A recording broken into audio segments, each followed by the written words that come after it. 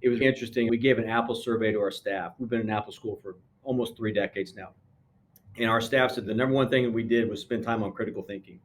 And I kind of looked at it like, I don't really know that we do that. And so we took the higher order journey from Skillsline and we said, let's just apply it to one area in your professional life that it works, but you're just not happy with it. We spent 6 weeks. We just did all of these strategies. And so then I asked very specifically, I say, okay, how much time do we put that into the classroom?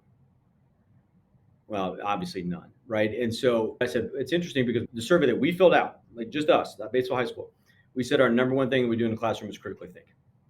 So it starts to define some of these terms that we throw out there, and they were receptive to it.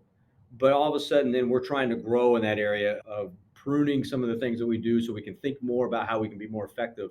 We become much more vulnerable with each other. I think you start to notice where things are that you maybe you've not liked or you haven't felt comfortable with over time. And now you can start to put a name with maybe an action that's taking place. Those are things I think is you're vulnerable with your staff or other people about what it is you're trying to go through. Everybody's going through something. It doesn't have to be something profound, life changing, but this is just productivity changing for me. We've got to intentionally recruit and develop. That's the key word. We haven't always done that. We've got to develop our people here. And I think this skills line product that we're implementing here has tremendous upside for us as far as how I can better myself professionally, perhaps personally, and then my classroom processes can get better. And we're sharing common stories that apply. Then all of a sudden, I've got a lot more in common with my colleagues than maybe I did a year or two ago.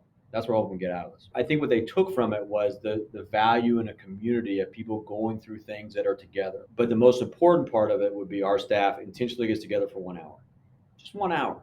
What a difference that'll make in developing the relationships with your colleagues.